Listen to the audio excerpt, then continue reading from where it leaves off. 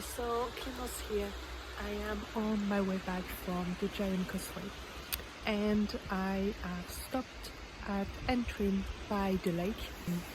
I did a little walk, and I have actually found a spot that I would like to paint. So I'm gonna set on my easel and paint.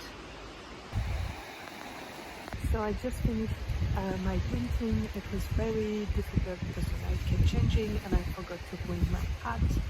So it's very important to have the eyes covered when you're painting. But yeah, I'm happy with what I've done, and it's very different.